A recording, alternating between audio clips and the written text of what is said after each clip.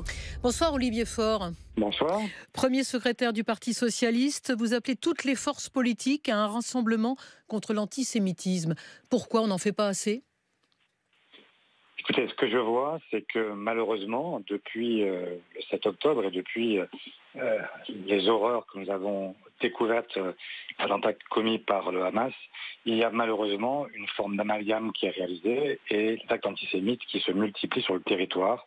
Et donc, il y a, je pense, matière à réagir et à réagir vite, parce qu'il n'y a pas de possibilité, évidemment, pour faire ce que font tous les antisémites, c'est-à-dire laisser penser que les Français juifs sont responsables en quoi que ce soit de la politique menée par le gouvernement d'Israël. Il y a un amalgame des choses.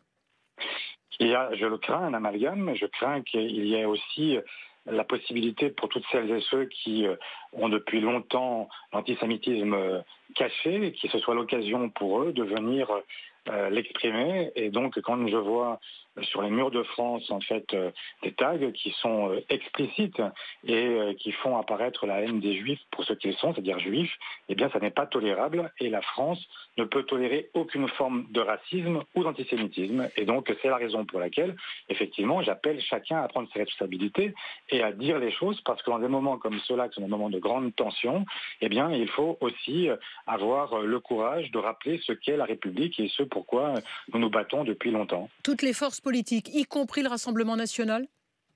Non, ce matin, j'ai été questionné par votre confrère Eric Aziza qui m'a demandé si ça allait l'appel allait jusqu'au RN. Et j'ai répondu que l'appel, il est universel. Maintenant, j'ai précisé sur les gens du RN que c'était un parti qui avait une histoire très particulière et qu'il aurait fallu qu'il rompe avec cette histoire et avec ce qu'il a constitué depuis l'origine.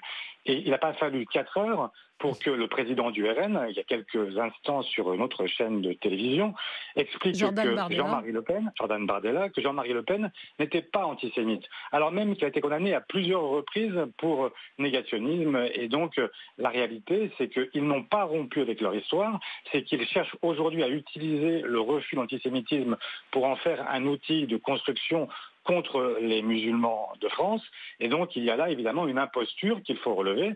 Et je le dis, il a fallu quelques heures à peine pour que l'imposture soit relevée. Et donc, non, le RN n'a pas sa place dans ce type de manifestation.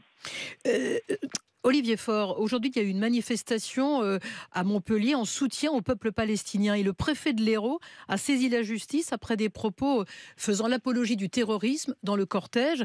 Au fond, qu'elles soient pro-israéliennes ou pro-palestiniennes, est-ce que ces manifestations ne risquent pas d'attiser les haines, finalement, et les postures radicales ?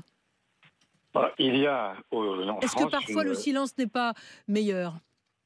Écoutez, je crois qu'il est aussi nécessaire de laisser s'exprimer les gens qui doivent s'exprimer sur un sujet ou sur un autre. Moi, j'ai manifesté à plusieurs reprises. J'ai manifesté mon indignation et ma solidarité avec le peuple israélien au lendemain du 7 octobre.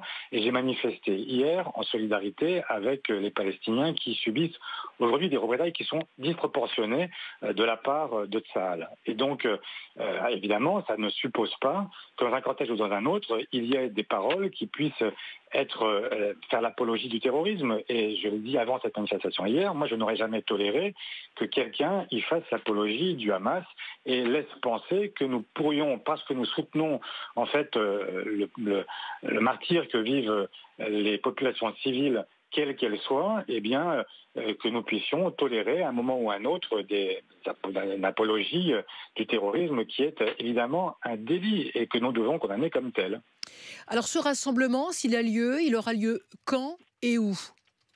Ça suppose maintenant, moi je ne cherche pas à être le héros de cette affaire, je cherche simplement à ce que l'ensemble de la classe politique, et au-delà, le monde syndical, le monde associatif, toutes celles et ceux qui ont vocation à s'exprimer dans le débat public, puissent manifester leur solidarité et leur refus de toute forme d'antisémitisme. Et donc, je vais prendre la tâche des uns et des autres pour voir possible d'organiser quelque chose en commun, parce que je souhaite qu'effectivement cette manifestation puisse avoir lieu et qu'elle puisse donner lieu à une réprobation forte, la plus unanime possible, de l'antisémitisme.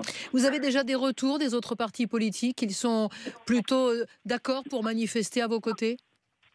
Les Et je vois Républicains, par exemple, la France Je vois Insoumise. la réponse d'Éric Ciotti. Je vois qu'Éric Ciotti, lui, explique qu'il ne veut pas manifester des insoumis. Les insoumis expliquent qu'ils ne veulent pas manifester. Il n'y a pas de question du RN, donc on va voir ce qu'ils répondent désormais.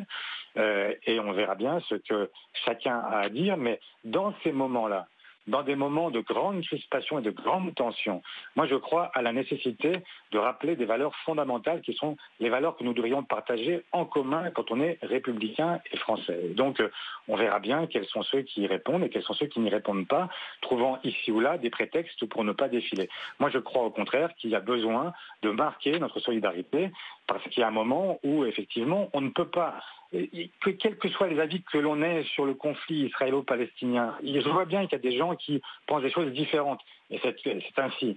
Mais il n'y a aucun rapport entre le conflit israélo-palestinien et ce que l'on veut faire subir à des juifs simplement parce qu'ils sont juifs et qui ne sont ni israéliens, ni soutiennent Netanyahou, et quand bien même le saurait-il, il n'y a aucune raison de leur faire porter cette responsabilité qu'ils n'ont pas. Et donc, c'est bien le problème de l'antisémitisme, c'est qu'il y a une essentialisation, c'est-à-dire qu'on juge les gens en fonction non pas de ce qu'ils disent, de ce qu'ils font, de leurs actes, mais en fonction de ce qu'ils sont. Et c'est insupportable.